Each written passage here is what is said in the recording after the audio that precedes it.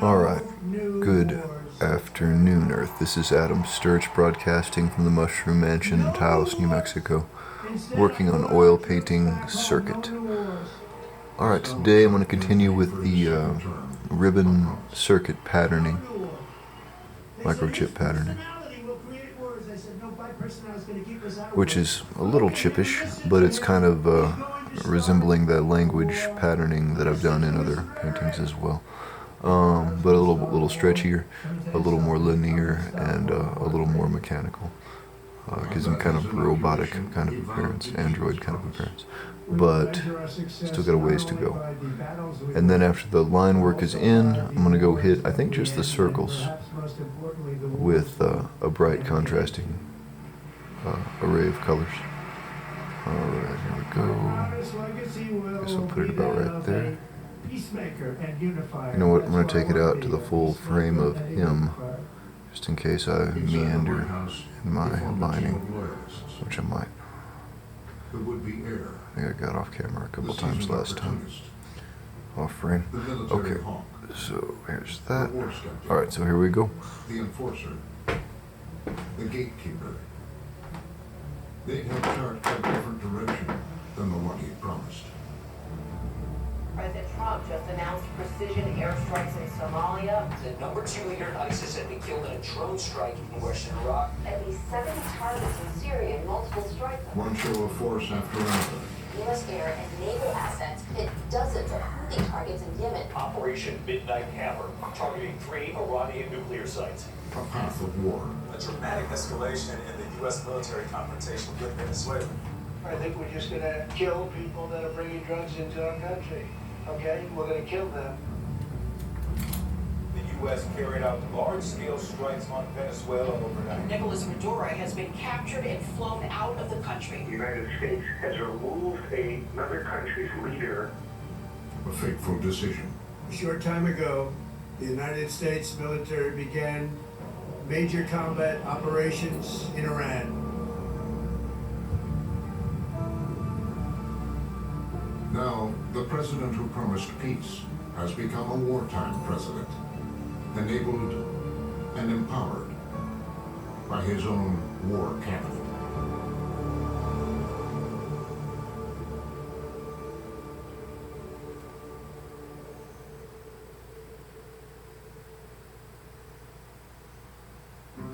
In the early days of the administration, a test. The president of Ukraine on his way for a high-stakes meeting with President Trump. The war in Ukraine.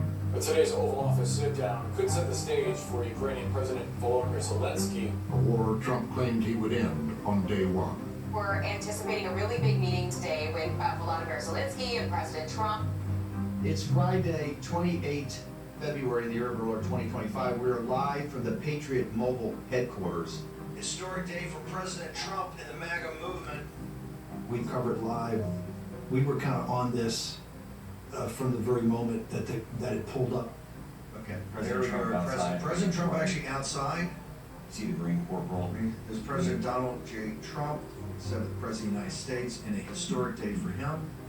And then when he showed up, the thing I noticed, Zelensky was in his military garb.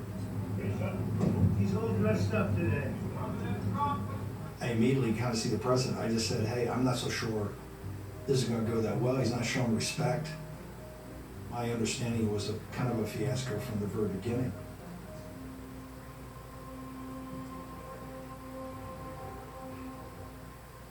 The president's inner circle was there.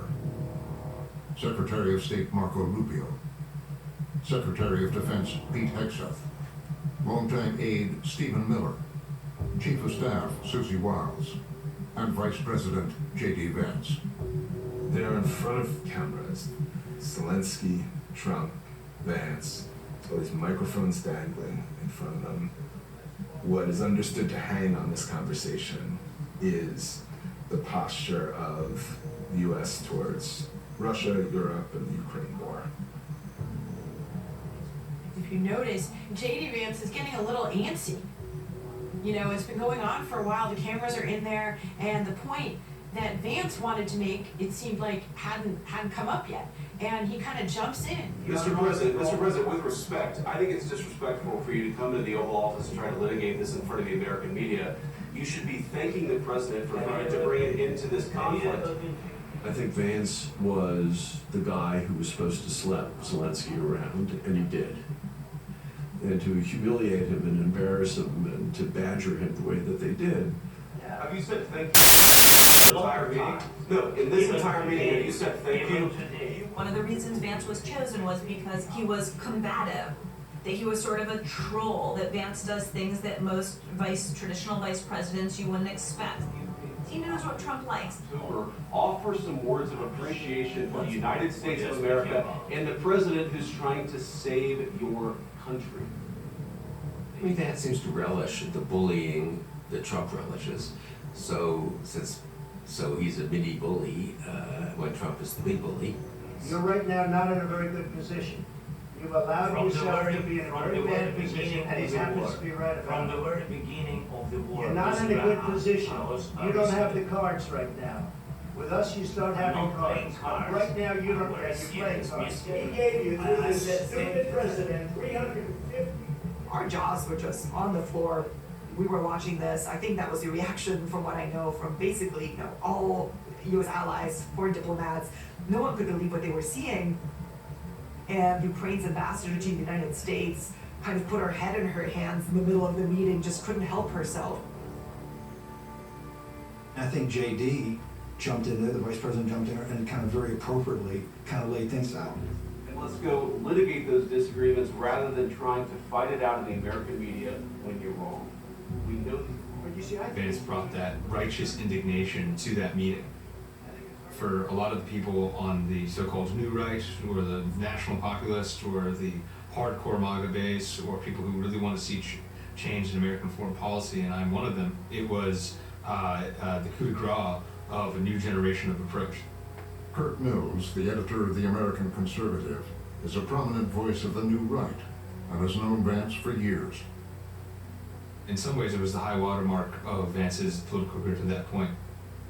I think it was very important that JD was in the room. Obviously, he was picked for vice president, I think, because he kind of represented a new and different aspect of the MAGA movement.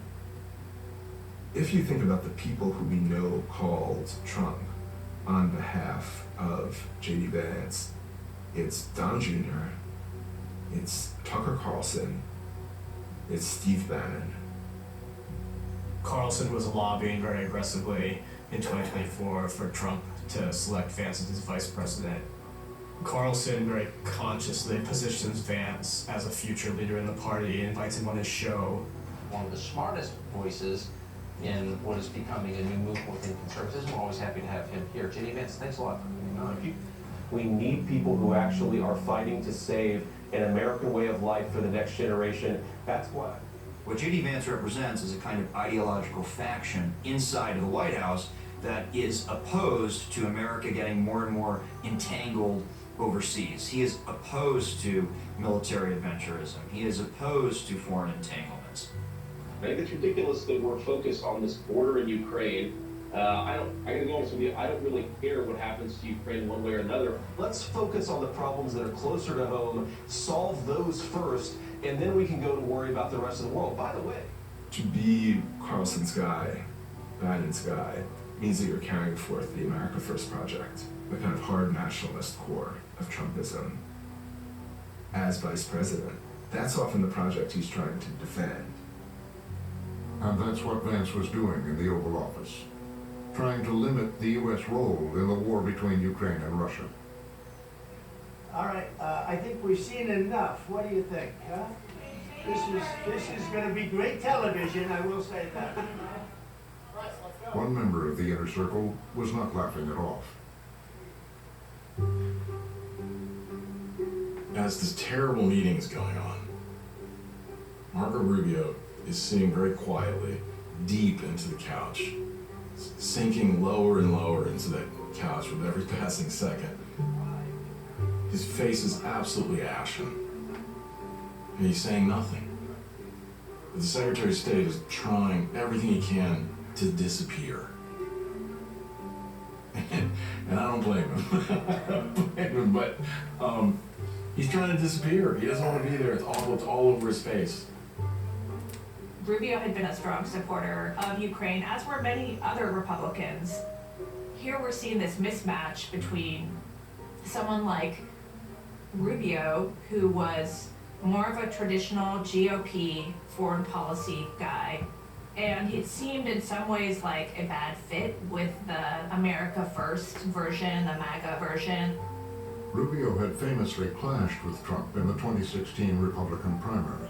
Don't worry about it, little Marco. Little Marco, little Marco. He's always calling me Little Marco. Have you seen his hands?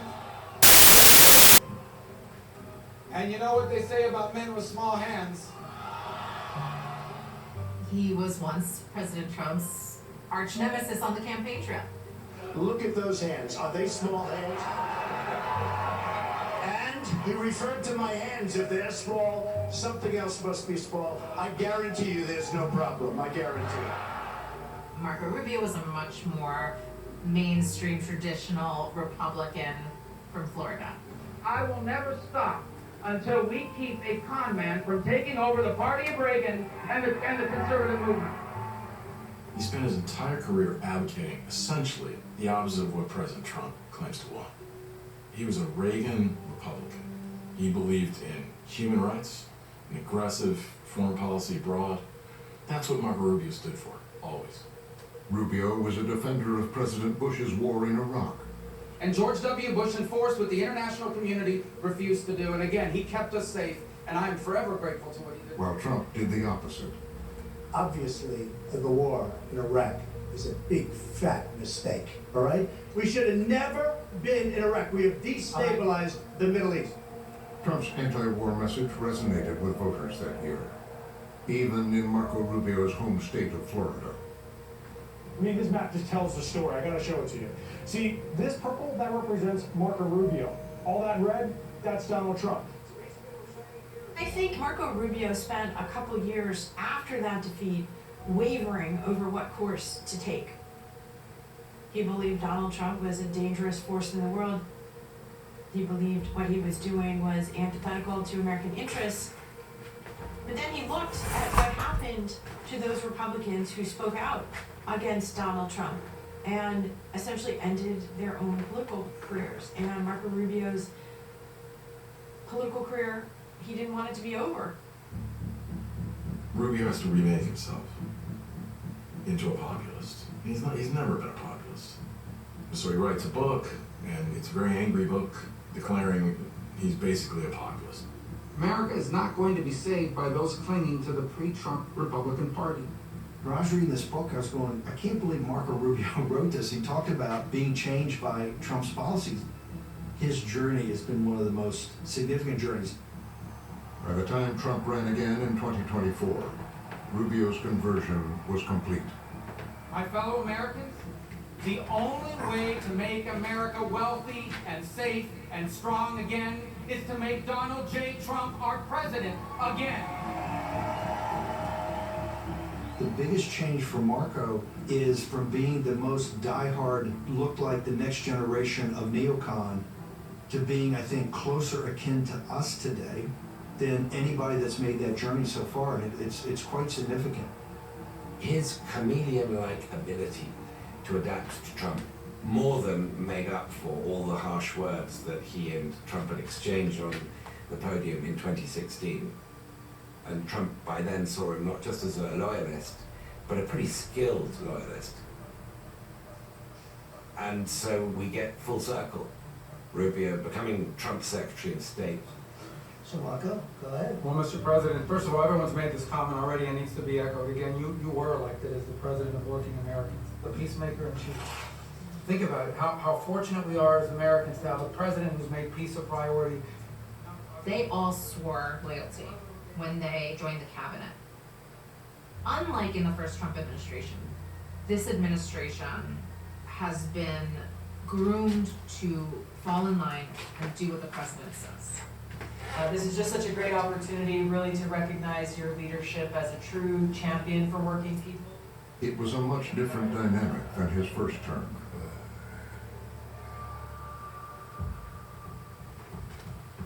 president had Secretary of State Rex Tillerson, multiple secretaries of defense, chiefs of staff, who were actively obstructing and undermining the agenda the American people elected him on. Alexander Gray served on Trump's National Security Council during that first term. You had unelected, appointed officials who took it upon themselves, in some instances, to literally steal documents off the desk of the President of the United States, not because they were unlawful, but because they disagreed with a policy outcome. He had thought about bombing cartels in Mexico, but he had been restrained by some of his advisors, including his then defense secretary. People demand justice for George Floyd and call for an end to racial inequality.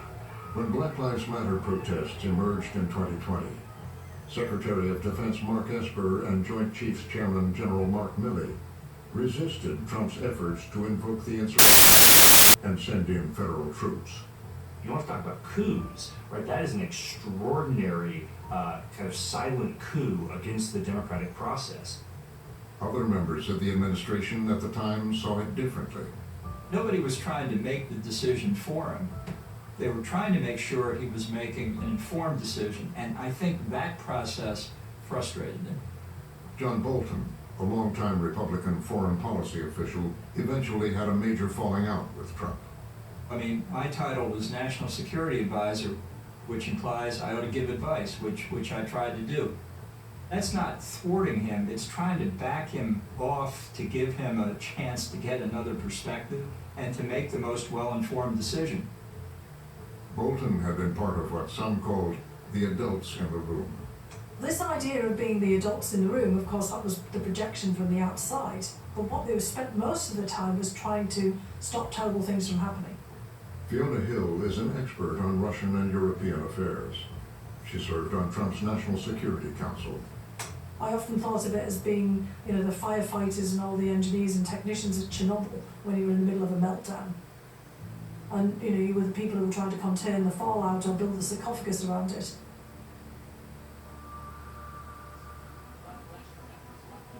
What President Trump very deliberately and methodically created as he mounted his comeback to the White House was to remove people who saw themselves as guardrails, to eradicate any possibility of having people who were going to act as brakes on his desires. From the troops directly, which they ask me to say all the time, thank you for your leadership, for your boldness, for your clarity, for providing a shield for the rest of us to put America first and to apply peace through strength. We're in the strength business, that's our job. Trump's new Secretary of Defense was just the kind of person he was looking for. Pete Hegseth, who Trump really likes because he's straight out of central casting. Trump likes his people, the way he likes them to look like they're out of central casting, he wants them to sound like that as well. There we go. This is a new era of the Department of War that is focused on winning wars, not just perpetually defending. More than any other Secretary of Defense, he is a showman. He understands theater and image and message.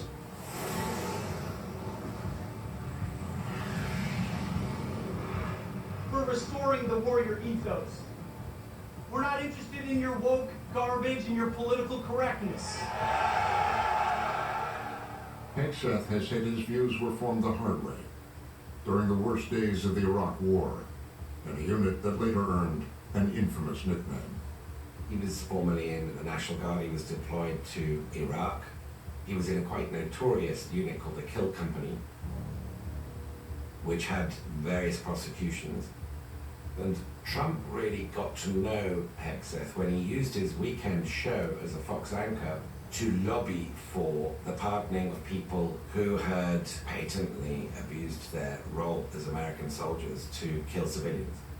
These are the good guys. These are the war fighters. They're not war criminals, they're warriors. Trump liked his combativeness, he liked his aggressiveness, he liked what he said. You train someone to go fight and kill the enemy. Then they go kill the enemy the way someone doesn't like. And then we put them in jail or we throw the book at them. Trump is looking for people who can communicate ideas, complicated ideas, and make them accessible to the American people. the rules, the bureaucracy, the rules of war get twisted in certain ways where now war heroes are being prosecuted like criminals. He is someone who approaches most issues within the Department of Defense through the grunt's eye view. That he is looking at how a policy is implemented through the eyes of the people that are ultimately going to have to implement it. Let's go! Make your country proud! Unlike Rubio or Vance, Hegseth is a figure who comes into the administration without any native political base, without real connections on the Hill. The only way he gets this job is that Donald Trump, as the president, selects him for it. I think the choice of Hegseth is extremely easy to explain. Trump wanted someone in defense who would be totally subordinate to him, whom he could trust to do what he told to do. Hegseth established early on that the military had to be loyal to Trump. Major changes are happening at the Pentagon after a string of firings over the weekend. He starts this campaign to purge the generals that he thinks are disloyal or didn't get promoted for the right reason. The nation's top-ranked military officer among several who were fired last night. He fires the Joint Chiefs Chairman, who's black. He fires the Chief of Naval Operations, who's a woman. Any general that was involved, general, admiral, whatever, that was involved in any has got to go. It wouldn't be the first time that a president fired a lot of generals and admirals. Those generals and admirals first and foremost serve at the president's behalf in executing his authorities as the top elected official representing the American people. Hegseth would also target the military's top lawyers, the JAGs. The firings at the Pentagon are now reaching the top lawyers, judge advocates general. Pete Hegseth hates military lawyers. He calls them jagoffs. Jagoffs. There are some good ones out there, but most spend more time prosecuting our troops than they do putting away bad guys. He tells a story in his book about how one of the JAG officers spoke to his company to advise them about the rules of engagement. And the lawyer said, you can't shoot them just because they're walking with a weapon. And when the lawyer went away, Hegseth gathered his troops together and said, I will not allow this nonsense to filter into your brains. Men, if you see an enemy who you believe is a threat, you engage and destroy the threat. That's a bull rule that's going to get people killed. The current civilian leadership of the military has embarked on what I've called a road to lawlessness. Stephen Lepper was one of the top Air Force JAGs. He retired before Trump came to office. If you want to send a message that the law and lawyers don't matter, what better way than to decapitate the Judge Advocate General's corps of the military services? To demonstrate what he wanted, Hegseth summoned the top brass, hundreds of them. Pete Hegseth is calling U.S. generals and admirals around the globe away from their posts. This is a rare and urgent order sent to commanders around the world. he calls every general and admiral and every senior enlisted person from all over the globe to come to Quantico, Virginia, the Marine base, so he can give them a lecture in person. As you have seen, I have fired a number of senior officers since taking over. We've done our best to thoroughly assess the human terrain. The new compass heading is clear. Out with the Shirellis, the Mackenzies, and the Millies. I heard about it when a reporter I know called me up. She told me that my name had been mentioned, and I voiced a large element of surprise. General Peter Corelli was second in command of the Army during the Iraq War. And he called out specifically General Corelli, who had been a very fierce proponent of ensuring that civilians were protected, ensuring that international norms were upheld, rules of engagement were maintained. I believe when you injure civilians, you're putting your service members in more danger than when you avoid that. You just make enemies. Hegseth is warning those, like General Corelli, people who have minds of their own and prepared to say that they would not obey unlawful orders. That those people are for the trash can of history. Now, of course, we're going to disagree at times. But when civilian leaders issue lawful orders, we execute. He wants loyalists. Alright, I might be able to finish this up in another session, so let me refocus down And we will here. not tolerate deep state meddling. Or at least finish the The words I'm speaking today microchip are making patterning your up heart on the lower sink. portion. Then you should do the There. honorable thing and resign. I think that was an important one. As we say in the military, come to Jesus session to say, look, focus in on the mission. If you can't do that, you do the honorable thing and resign and leave.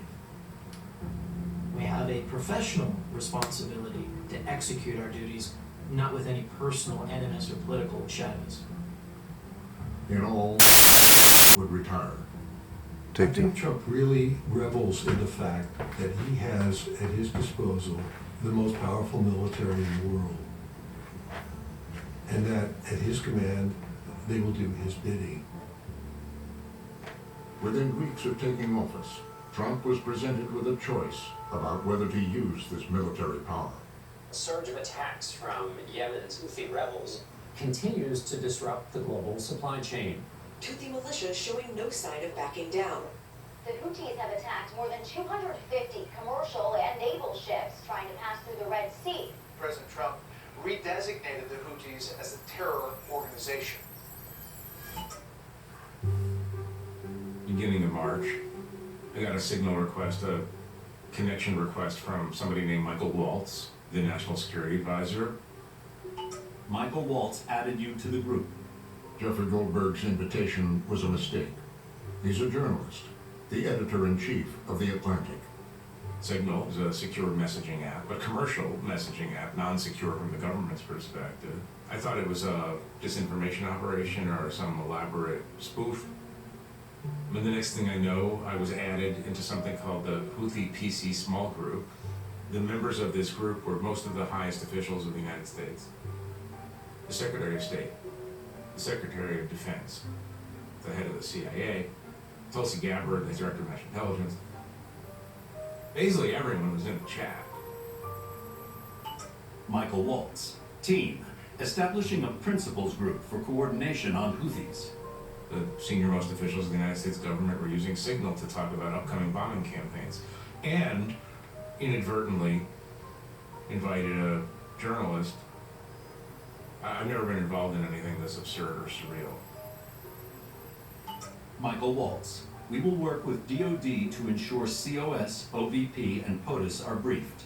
That is a window into their internal conversations. And in some ways, to me, the most interesting one is J.D. Vance. J.D. Vance. I think we are making a mistake. The strongest reason to do this is, as POTUS said, to send a message. But I'm not sure the president is aware how inconsistent this is with his message on Europe right now. That was an extraordinary show of his politics.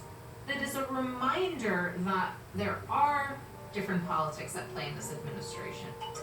J.D. Vance. There is a strong argument for delaying this a month. Hegseth, by contrast, is kind of what you would expect from Hegseth. Pete Hegseth. We are prepared to execute. And if I had final go or no-go vote, I believe we should. They're debating whether the United States should bomb the Houthis in Yemen at this particular time. J.D. Vance was very much opposed. J.D. Vance. I just hate bailing Europe out again. As the Vice President laid out in the Signal group chat, it's basically a European problem. Pete Hegseth. We are the only ones on the planet who can do this. Nobody else even close. I think we should go. Then what happens in the chat, which I think was interesting in and of itself, is Stephen Miller comes in, kind of like the president's enforcer, and says, I heard the president say that he wanted to do this, so we're doing this. Stephen Miller. As I heard it, the president was clear. Green light. Then everybody shuts up, including the Vice President of the United States. That was very revealing, I think. Stephen Miller's the deputy White House Chief of Staff. The idea that he's telling the Secretary of Defense and Vice President of the United States what has been decided is pretty astounding. Stephen Miller had been around Trump longer than almost anyone. Miller's rise to power has been quite simply meteoric. He began really as a low-level communications staffer in the Senate. Miller earned a reputation for being on the extreme right-wing end of the party. In the first term, he was a top White House advisor. In Trump 1, I think Miller proved his indispensability to Trump, in large part by showing his loyalty above all. He was one of Trump's longest-serving aides. Trump trusted him. After the January 6th attack on the Capitol, Miller continued to stay close to Trump. Did Donald Trump, God forbid, did he surrender? No, he fought. He fought with everything he had. I think the world of Stephen Miller. And I even think the world of Stephen Miller's bedside manner. He's never going to back down an inch. In 9 days, your rescue is coming. In 9 days, your salvation is at hand. In 9 days, Donald J. Trump is going to go back to the White House. I call him sometimes, teasingly, the Prime Minister. Stephen's taken a very big role in, I think, national security and foreign affairs. That was on full display in the signal chat. He was being very clear that the decision, and when he makes a decision, you execute. Stephen Miller weighs in, and everyone's like, oh yeah, like Stephen says to do it, and then the bombing campaign launches. Pete Hegseth, 12:15 Eastern Time, F-18s launch. Pete Hegseth put in the time the planes were launching and where they were going and all kinds of information that I had never seen shared so recklessly before. Pete Hegseth, 13:45 F-18 first strike window starts. 15:36 first sea-based Tomahawks launched. That's information that is too dangerous to have out there in the wild. So extremely stupid that this even happened. It's just betrayed an inexperience, a recklessness, a kind of a show-offy quality. Stephen Miller, great work all, powerful start. Michael Waltz, fist bump emoji, American flag emoji, fire emoji. Steve Witkoff, prayer emoji, muscle emoji, American flag. President Trump was watching the strikes from his home in Mar-a-Lago. For Trump, it's a way of chest beating and saying how tough we are, we're really taking him out and everything. Tough is big when it comes to Trump. This is the height of his foreign policy aspirations, is to be tough, to look tough. It's not a lot more subtle than that. Despite having promised to avoid foreign wars, Trump was reveling in the one he just initiated. Tremendous damage has been inflicted upon the Houthi barbarians. They will be completely annihilated. Trump likes to say that that operation against the Houthis was a complete success and that the Houthis were beaten into submission. The Houthis want peace because they're getting the hell knocked out of them. The attack was unbelievably successful that night, and it has been It's not even close to true. That war went on for 52 days, achieved almost nothing except the expenditure of billions of dollars. The Houthis are still there. I think he was persuaded that if he went on much longer, he would be a loser. So he's never a loser, so he just stopped and declared victory. We will stop the bombings, and they have capitulated. Aid to kind of set the playbook. You do a quick, decisive strike of some kind, you declare victory. Ideally, you have a dramatic video to go with it. Oops, there will be no attack by these Houthis.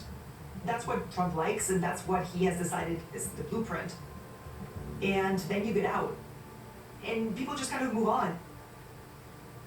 An extraordinary, potentially dangerous, and without a doubt embarrassing breach of national security. That Signal chat group that accidentally included a journalist. Whatever the result of the operation, the chat about it would become a scandal. Signal did. The only administration official taking responsibility for anything is National Security Advisor Mike Waltz. Mike Waltz, he got removed from that job and sent to the UN in New York, which in Trump's world is like being banished to Siberia. National Security Advisor Mike Waltz is out. The new vacancy in the White House was an opportunity for Marco Rubio. For Marco Rubio, of course, it's much more important to be the National Security Advisor, be right there next to the president, than it is to be, way over in exile in the State Department. Trump really cares about what happens in and around the Oval Office and the West Wing. Rubio had an influential ally on his side. Chief of Staff Susie Wiles. Susie Wiles comes from Florida, just like Marco Rubio. They have a history there in Republican politics. She has been, it seems like, an ally for Rubio at helping him be successful. Anybody who wants to be an effective member of Trump's inner circle has to be right with Susie. There's no question about it. Chris Whipple wrote a profile of Susie Wiles for Vanity Fair. He interviewed her 11 times during that first year. It's very important for everyone, Marco Rubio included, to be on Susie's good side. In my mind, Susie Wiles is the most fascinating person in American politics today. She's the first female White House Chief of Staff. She has a kind of magic with Trump that none of her predecessors had. It goes all the way back to her childhood with her father, the famous football player Pat Summerall, who became the NFL as a sportscaster and who was an alcoholic. One of the first things Susie Wiles told me is that Donald Trump has an alcoholic's personality, which is odd because we all know that Trump famously does not drink. What she meant was that he had this larger-than-life, unrestrained personality. So she looks at Trump the way she looks at her father. How do you manage a kind of volatile personality, a guy who can just lash out at any minute, who can be unpredictable, and she describes that as her main skill as Chief of Staff. President Trump said he is naming Secretary of State Marco Rubio to serve as acting National Security Advisor. The first time someone has shared these two positions since the Nixon administration. On paper, Rubio is the most powerful American diplomat since Henry Kissinger, who also was the National Security Advisor and the Secretary of State. Nobody since then. Kissinger won a Nobel Prize. He went all over the world. He did arms control with the Soviet Union. He tried to negotiate peace in the Middle East. He did the diplomatic opening to China. That's not the way Rubio looks to me. He comes across as kind of a support staffer for the president. The real power in Rubio's job is his proximity to the president. Most days he's in the White House. He sees the president every day if the president's in the White House. That's the real power there. You've got the president's ear. Donald Trump treats even the most senior officials of the US government as courtiers. It's the sort of Trump 2.0 version of the adults in the room. People like Susie Wiles and Marco Rubio essentially have a sort of shoulders shrugged, what can you do kind of version of playing the adult in the room. Maybe they have different opinions than the president, but in the end, they're not going to really do anything to stop him from doing whatever he wants.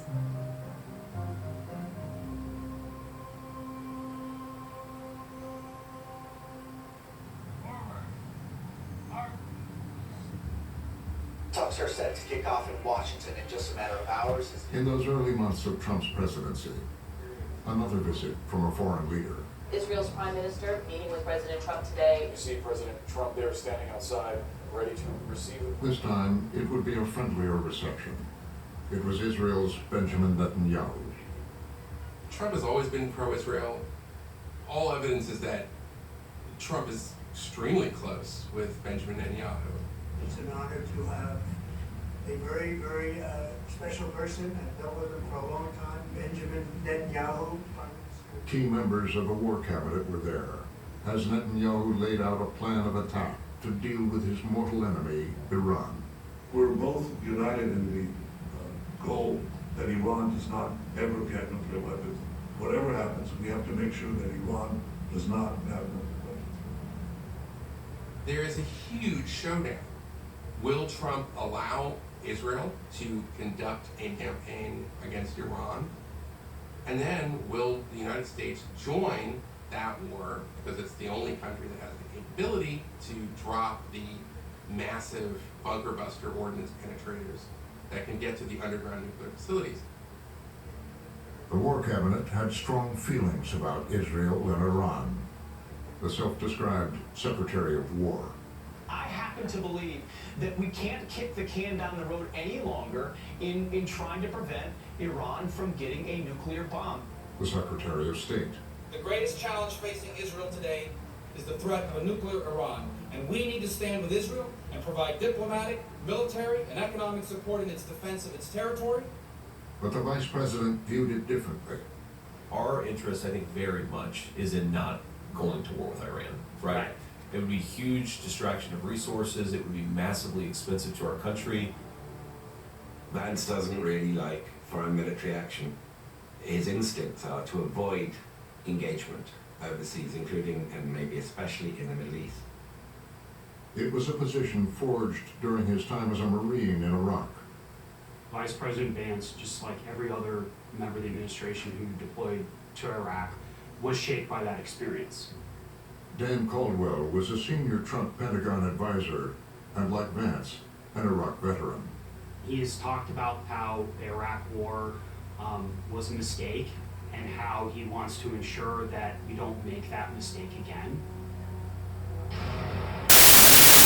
Is a homicidal dictator who is addicted to weapons of mass destruction. I made the mistake of supporting the Iraq war.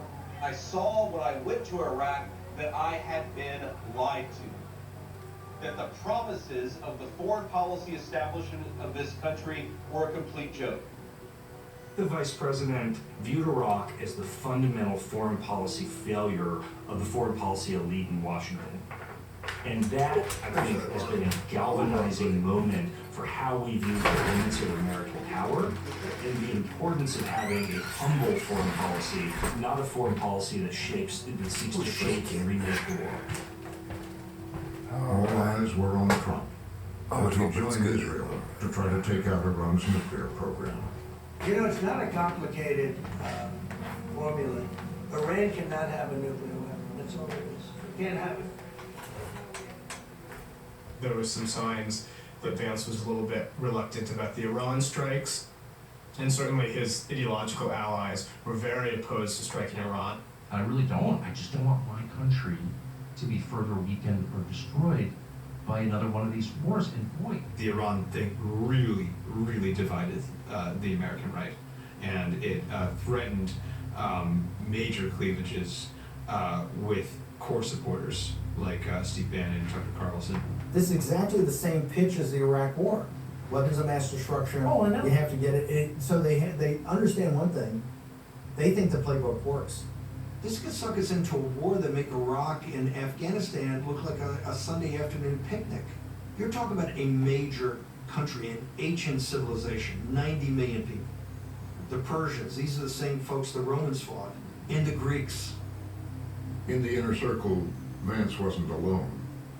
Director of National Intelligence Tulsi Gabbard, also an Iraq combat veteran, shared Vance's views. She's somebody who does not believe that it is in our interest to get sucked into another endless conflict anywhere in the world. Before supporting Trump, Gabbard had run for president as a Democrat and had been a long-standing opponent of armed conflict with Iran.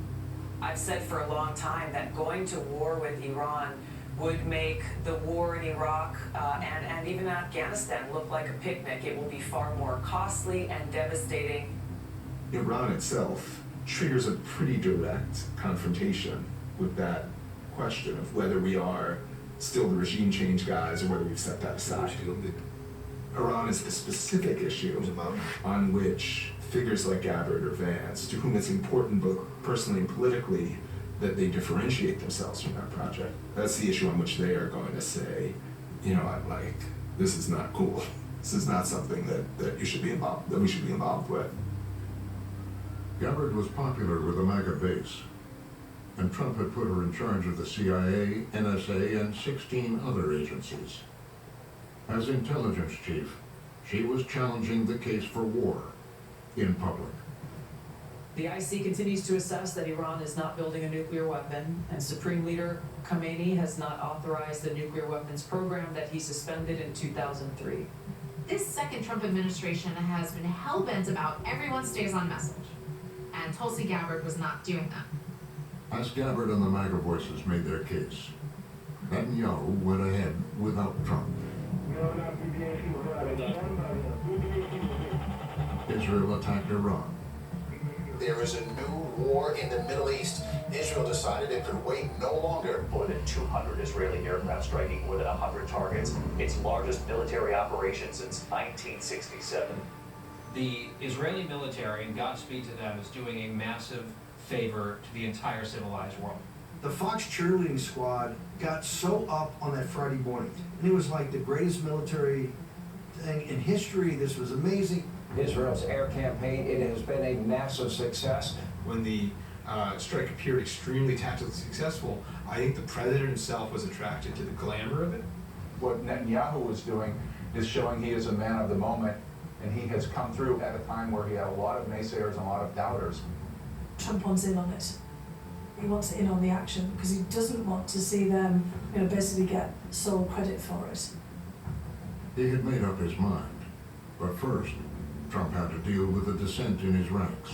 What intelligence do you have that Iran is building a nuclear weapon? Your intelligence community has said they have no evidence that they are at this point. Well, then my intelligence community is wrong. Who in the intelligence community said that? Your Director of National Intelligence, Tulsi Gabbard. She's wrong. Later, Gabbard insisted she was on the same page as Trump, but the damage had been done. She clearly was not in sync with where Trump was going. She's sort of one of these who's still in theory in office, but doesn't seem to be much of a player. That leaves her washed up and isolated within an administration that does not invite her to certain meetings anymore. That job, which short for which is DNI, Director of National Intelligence, the joke in the White House became it's do not invite. From the Vice President, deference. People are right to be worried about foreign entanglement, but I believe the president has earned some trust on this issue. He's the vice president. And he knows this There you place. go. And he would not All speak right. out against the president. Oh, Partially because of so the that finishes up the line works first layer. I do want to go back with a light red and do the second layer of ribbon to give it a little atmospheric perspective. But other than that, that gets him etched in. Zoom in there. Pretty happy with the face. Especially, I was nervous about doing that. It was kind of tricky. But A short time ago, worked the out. U.S. military carried out massive precision strikes on the 3 key nuclear facilities in the Iranian regime. Iran's key nuclear enrichment facilities have been completely and totally obliterated. He's a winner. He's always a winner. He has the bunker busters being successful, doing exactly what they were designed to do, and he can go out and announce it. There's Pretty no criticism. consistent, a little heavier handed on the bottom. The God bless Israel and viscosity God of the bless paint changed a little bit over Thank you the very past much. couple of days. Thank you. I was busy yesterday. I thinned it a little with some linseed oil, but still the shapes are a little larger on the bottom than I'd like them to be. I might go back and detail a little bit more when I'm doing the red layer behind this layer, which won't be too time intensive. There's not a whole lot of it. But that's it for the moment. So thank you for watching. That's Adam Sturch broadcasting from the Mushroom Mansion, Taos, New Mexico, working on oil painting circuit. And we can have these kind of military operations, and it didn't lead to the great disaster that everybody predicted it would.